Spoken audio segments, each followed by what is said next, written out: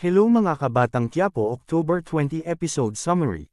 Sa bahay nila Punggay ay pinuntahan siya ng kasamahan niyang pulis at silang dalawa lang ang nag-iimbestiga sa kaso ni Dimple. Sa presinto naman ay pinatawag si Rigor ng hepe at sinabing iba talaga pag malakas sa Vice Mayor, at ang incident report at tinignan mo lang si Tanggol at ang Red Phoenix at di mo sila pinagbabaril, at sinabi na bilasan mo at pag-imbestiga I need a result immediately. At sa report ay sila ang dumukot kay Erica at Ramon ay iisang grupo lamang at ito ay ang Red Phoenix. At sa mansion naman ng mga gerero sinabi ni Miguelito kay Santino na tulungan mo ang Hardenero at magtabas ka ng mga damo doon bilasan mo at nagtungo si Santino sa garden.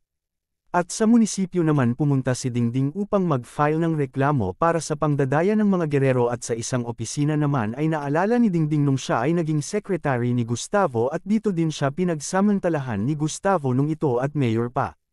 At sa Quiapo naman hinabol ng grupo nila Tanggol si Kidlat at nang ito ay patakbo sa second floor ay nakita ni Tanggol sa isang bintana at tinalon ito ni Tanggol at ginulpi niya ito at nang di na makatayo ay tinutukan ni Tanggol ng baril at sabay tanong saan ninyo dinala papa ko kung di kakalat ang dugo dito at bubuhayin pa kita at nagsalita si Kidlat na sa barber sa may Don Fugo. At pinagbabaril ni Tanggol si Kidlat ngunit di niya ito pinatamaan at dali-dali na sila umalis kasi may dumating ng mga pulis. Abangan bukas ang susunod na episode summary. Maraming salamat sa panunood ng video.